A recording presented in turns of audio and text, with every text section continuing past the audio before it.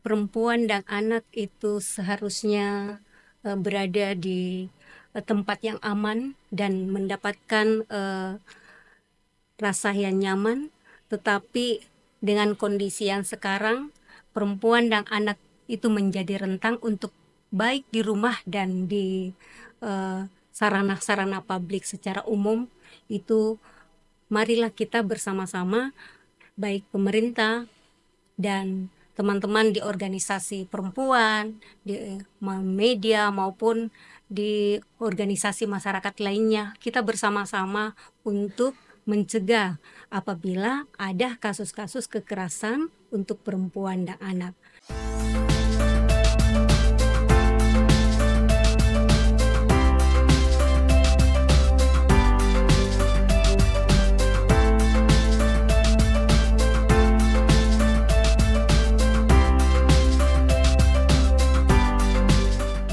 Assalamualaikum warahmatullahi wabarakatuh. Halo Sobat KM, kembali lagi bersama saya Sri Nurlela Striani di podcast Perempuan Bicara. Acara ini adalah kolaborasi Kabar Makassar dengan Kohati Batko Sulselbar. Hari ini kita kedatangan tamu yang sangat spesial, kedatangan tamu yang sangat luar biasa. Ada Kakak Suryanani Sultan. Beliau selaku koordinator Presidium MW Forhati Sulsel. Halo Kakak. Halo, Assalamualaikum. Waalaikumsalam. Gimana kabarnya Kak hari ini? Alhamdulillah, walaupun hujan di luar ya, gerimis, tapi kita harus tetap semangat. Alhamdulillah, Masya Allah. Gimana Kak perjalanannya sampai ke studio ini? Ya mumpung tadi dari Jalan Domba ke sini, tapi alhamdulillah belum macet ya. Biasanya jam-jam begini, jam pulang kantor, apalagi di depan NIPA Iya, itu biasanya mepet-mepetan masuk Kak. sudah luar biasa Iya, macetnya. Iya. Alhamdulillah. Sesi kita kali ini kita akan membahas kekerasan perempuan dan anak di era digital. Mendengar kata ini sudah tidak asing lagi di kepala kita. Kita sering mendengar kata kekerasan, pelecehan, apalagi di era digital ini. Sering kita dengar dalam tanda kutip kekerasan antara pasien dengan dokter, keluarga dengan keluarga, itu dalam hal konteks kekerasan verbal maupun nonverbal. Nah, itu tadi Kak, gimana sih tanggapannya tentang kasus-kasus yang marak terjadi apalagi di era digital sekarang ini? Oh iya, ini banyak ya yang kasus yang viral. Iya. Bukan cuma akhir-akhir ini sih sebenarnya, karena kebetulan saya memang koordinator presidium ya sekarang untuk masa periode sekarang, tetapi saya juga kebetulan bertugas di Dinas Pemberdayaan Perempuan, Perlindungan Anak, Pengendalian Penduduk dan KB. Dinas itu menangani pengaduan-pengaduan kasus gitu. Jadi kita mendengar itu sudah sangat sering, tapi itu membuat kita sangat miris ya. Dan sebenarnya kementerian itu sudah pernah menyatakan bahwa kita sebenarnya sudah darurat kekerasan, apalagi kekerasan seksual. Nah, untuk tahun 2025 saja sampai sekarang ya, kasus itu se-Indonesia sudah sekitar 6.490 kasus seperti itu ya. Sudah sangat melonjak ya Kak kasus-kasusnya. Ini baru di bulan April ya. Tahun 2024. 2025. 2025. Iya, 2025 itu sangat luar biasa kasusnya. Dan ini saya tadi sempat bincang-bincang sama teman di UPT PPA itu. Nah, untuk di Sulawesi Selatan sendiri itu sudah ada kasus tahun lalu itu sudah sampai 1.500-an, 1.400 ya. Dan terbanyak itu memang di Kota Makassar seperti itu. Cuma kasus yang seperti adik katakan bahwa kekerasan seksual itu banyak terjadi di Kabupaten Goa. Nah, ini memang menjadi perbincangan dan harusnya itu harus ada kita analisis kembali. Kenapa sih marak sekali terjadi kasus kekerasan, terutama sama perempuan dengan dan anak. anak-anak. Memang kita sebagai perempuan dengan anak itu adalah rentang dengan kasus kekerasan. Kenapa? Pertama karena adanya itu budaya patriarki. Iya, betul Budaya sekali. patriarki itu biasanya yang menjadi subordinat ya di dalam keluarga itu pasti ayah ya. Iya, ayah Dia sendiri. merasa power, saya punya kuasa seperti itu. Saya yang memimpin keluarga ini. Saya Iya. memimpin keluarga ini. Akhirnya apa? Kasus KDRT ya, anak-anak seperti itu, kasus penelantaran seperti itu. Nah, kalau kita menyimak lagi ada banyak kasus incest ya, yang betul, seperti Kak. tadi adik Iya. katakan kalau keluarga dan keluarga, dan Keluarga kasus dengan viral, keluarga. iya keluarga Betul, dengan Kak. keluarga.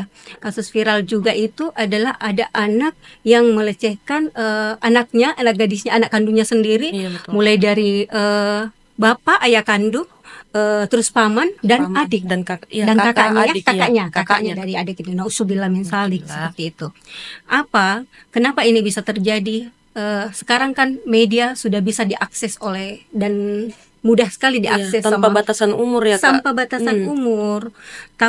Media itu kasus-kasus yang viral kemarin itu juga karena habis nonton video Film, porno, iya. video porno seperti itu. Nah, dengan maraknya seperti itu, apa yang harus kita lakukan ya seperti itu? Tidak adanya tadi ya budaya patriarki, terus tidak ada literasi, ya tidak ada literasi, tidak ada pengetahuan, Apalagi baik. masyarakat kabupaten yang Apalagi- berada di pedalaman. Nah, ini juga satu satu contoh, ada data yang mengatakan, ada data tersebut bahwa rata-rata yang menjadi korban korban kekerasan ini umur antara 12 sampai 17. Itu ada untuk tahun lalu itu ada sekitar 73%, ya seperti itu kasus.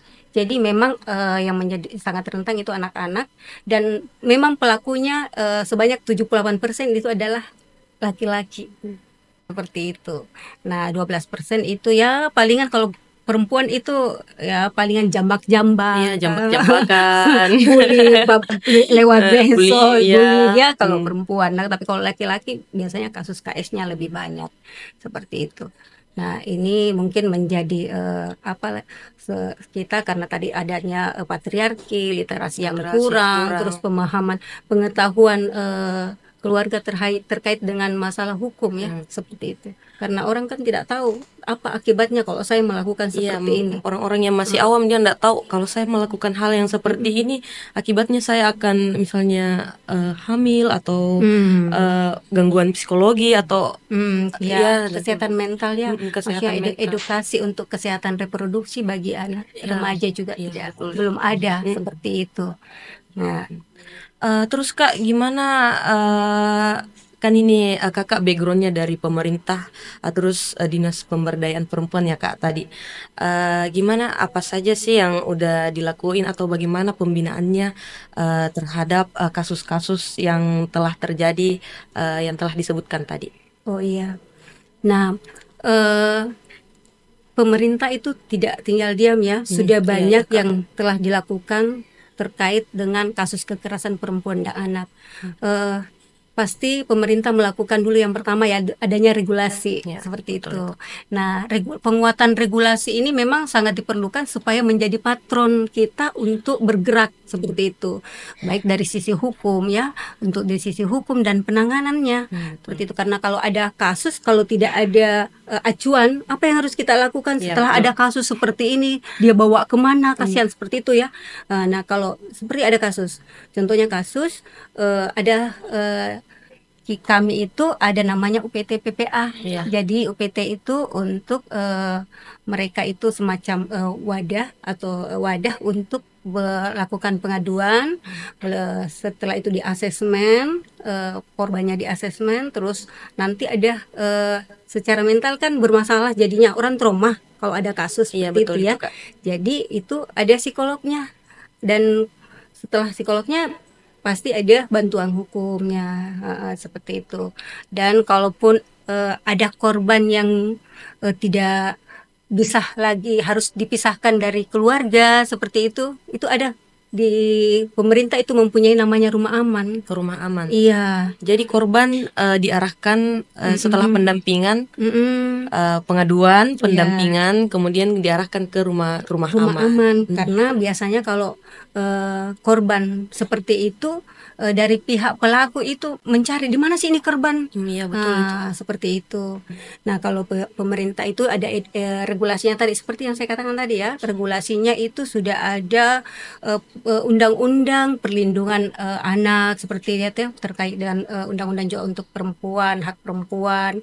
Terus Pemprov juga, pemerintah Provinsi Selatan sudah ada pergubnya. Nah, tahun 2022 pemerintah sudah mengeluarkan lagi peraturan undang-undang, malah undang-undang TPKS. Iya, Ya, TPKS, terkait betul dengan itu, Kak. kekerasan seksual ya. Kekerasan seksual. Seperti itu. Dari sisi regulasi.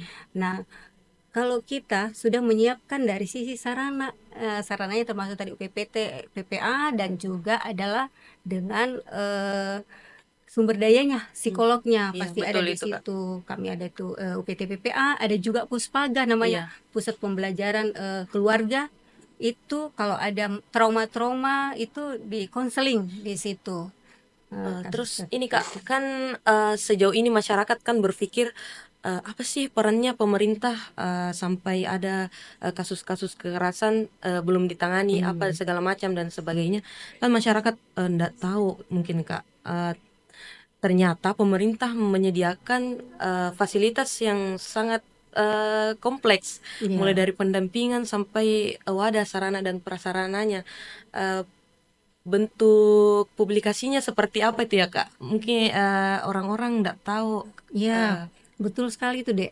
Karena kita juga kadang itu ketemu orang bertanya, walaupun di media dia bertanya, Iya betul itu Kak. saya kalau ada masalah terus ada kasus saya lihat ya, ada masyarakat bilang kalau di tetangga saya ada kasus, saya bertanyanya kemana, saya mau bawa kemana, saya dibilang begitu.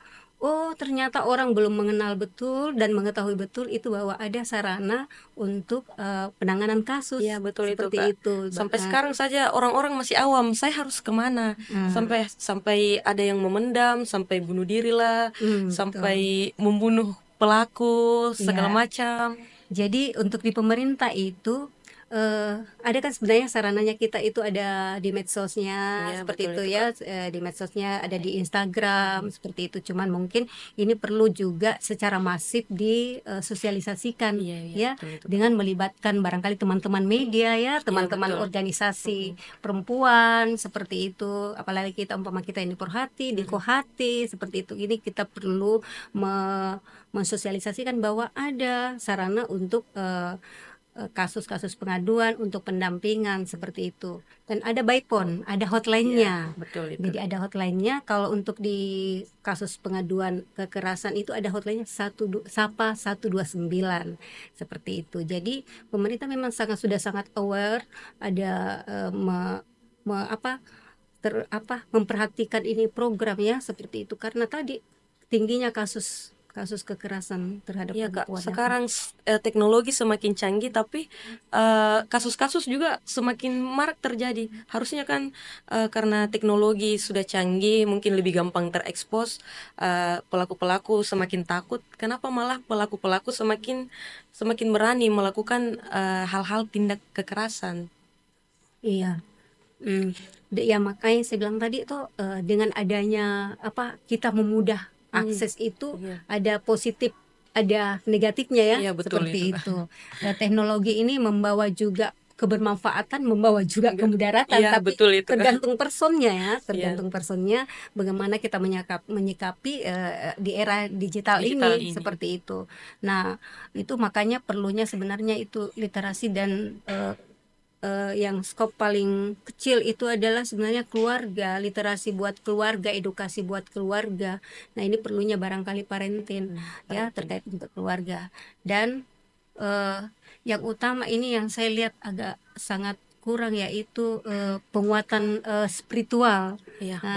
Penguatan spiritual bagi mungkin lihat contoh-contoh kasus seperti tadi ya, maksudnya yang pelaku-pelaku itu kan Ya eh, bukan backgroundnya bukan dari orang-orang yang kadang kita menyalahkan mungkin dia ndak sekolah apa dan lain-lain. eh, Tapi sekarang bahkan iya, dari orang yang pendidikannya betul. sangat tinggi, dari segi agama Eh, juga ya bisa betul dibilang deh. Eh, eh. begitulah Kak. Iya, jadi eh, kasus-kasus itu bukan cuman tapi banyak juga di Iya, sarana pendidikan iya yang betul. berbau agama ya, Iya betul seperti itu itu. Kak. Dan pelakunya adalah notabene yang sudah paham sebenarnya dari Agama. agama, dari sisi mungkin secara literasi ya, seperti itu. Bisa dibilang dia adalah public figurnya tapi dia juga adalah Pelaku. pelakunya. Nah, ini juga menjadi PR bagi kita, bagaimana upayanya kita, karena dari pemerintah sudah banyak melakukan upaya-upaya terkait dengan kekerasan, apa ya, mencegah ke kasus kekerasan ini seperti itu. Tetapi mungkin perlu di backup sama semua sektor seperti itu, karena salah satunya tadi itu mungkin perlu melibatkan teman-teman, bukan cuma hanya pemerintah ya, teman-teman dari lintas agama seperti itu, organisasi perempuan ya, media Iya betul. utamanya. Tetapi media jangan hanya memberitakan kasus-kasus saja, Jangan eh, hanya menyorot menyorot kasusnya. kasusnya saja Hmm. seperti itu, tapi memberikan juga edukasi ya, seperti Harusnya itu. pertama edukasinya Edukasinya, biar kasusnya lebih heeh. berkurang lagi. Iya seperti itu, karena coba kita perhatikan kalau apa ya, berita-berita seperti ini berseliweran selalu di media itu, akhirnya kita notabene menjadi terbiasa mendengar itu, tidak kita berempati. Kalau coba kita merasa ada ndak kalau umpama oh biasa Iya gitu betul seperti sih itu. Kak, apalagi sekarang ada Facebook, Hmm, Instagram, TikTok, kadang nonton-nonton, scroll-scroll, ih ada kekerasan lagi. Tapi hmm, hanya sekedar, sekedar ya hanya lewat. sekedar melihat saja tanpa ada tanggapan Hmm, atau mungkin membantu atau melapor. nah, jadi Ya seperti itu. betul. Jadi memang media itu sangat apa, berkontribusi besar ya Iya, iya. untuk juga bisa eh, mem- apa, pelaku-pelaku ini menjadi lebih mudah mengakses Iya betul seperti itu itu. Kak. Nah, ini ada informasi kalau pemerintah sekarang khususnya Kementerian PPA itu sudah menggarap bagaimana pembatasan untuk mengakses ya, Mengakses. mengakses khususnya yang kayak di video porno tersebut, terus pembatasan bagi anak untuk penggunaan gadget seperti itu Bentuk sudah. edukasinya seperti apa ya Bu? Karena sekarang bukan hal tabu lagi ya, apalagi Mm-mm. gadget. Di mana-mana pun kita berada, anak-anak yang belum bisa bicara, bahkan belum bisa berjalan, disuguhkan dengan digital. Ya, Dan kalaupun orang tuanya bisa membatasi, dan bagaimana dengan orang-orang yang tidak memiliki background pendidikan, yang hanya asal kasih saja biar anaknya tenang, biar anak saya tidak nangis, saya kasih saja nonton-nonton sembarang. Gimana itu Bu ininya? ya. Jadi ini memang apa, benar-benar menjadi PR ya, Iya, karena di rata-rata itu di setiap rumah tangga kalau kita lihat, ya betul. kalau anak-anaknya tantrum Ya, dikasih, langsung dikasih nah, HP. Nonton saja sana. nonton saja sana gitu. Iya betul Kalau betul. sambil makan, nah Mm, kasih seperti itu, akhirnya anak-anak menjadi terbiasa ya, iya, malah kalau kita ngambil ini HP jadi HP. tantrum Iya, seperti itu sebenarnya eh, lama-lama secara mental itu akan dipengaruhi seperti itu. Nah, bagaimana caranya itu adalah pertama adalah kita mesti harus mengedukasi orang tua ya orang seperti itu, tuanya. orang tua, dan di dalam keluarga itu harusnya ada komitmen Mm, seperti itu, komitmen penggunaan gadget seperti itu. Jangan sampai kita larang anak-anak, tetapi kita sendiri di depannya make ya kita sendiri yang seperti itu. menampilkan ke anak-anak, oh Eh, ibu saya pakai HP Iya, ndak saya apa-apa pakai kok. HP seperti itu. Jadi itu adalah harus ada ini untuk satu keluarga ya. Jadi itu kita harus memberikan komitmen dalam satu keluarga seperti itu. Pembatasan kalau ini ya untuk anak SD atau seperti itu. Sebenarnya berapa jam dia harus pegang HP-nya Iya seperti itu. betul. Kalau umpama anak kecil jangan dulu lah dikasih untuk main HP sambil Iya, makan kalau seperti itu. bisa semaksimal mungkin jangan Iya. tersentuh oleh digital dulu. Jangan. Karena itu akan berbeda pertumbuhannya. Iya. Seperti itu. Dari sisi parenting sendiri, kalau anak-anak diberikan HP pada saat usia seperti itu, dengan yang tidak diberikan, ini bisa lebih aktif ya. Iya, betul, Kak. Dibanding yang ini.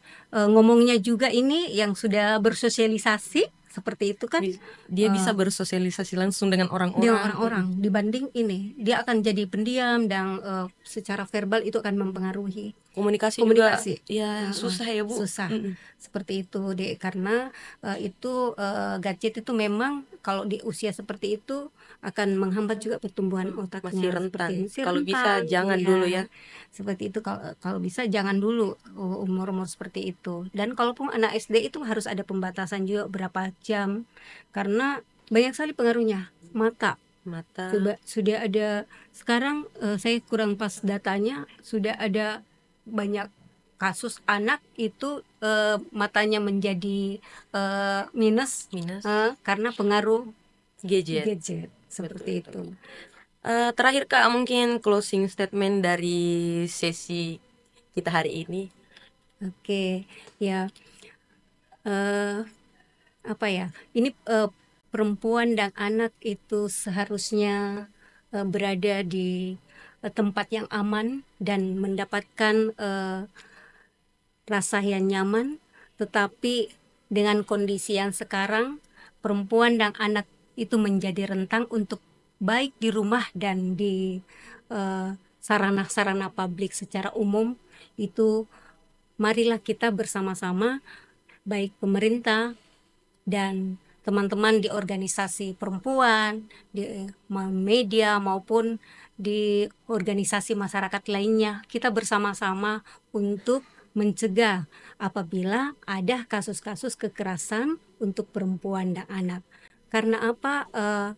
Anak itu adalah investasi kita ke depannya.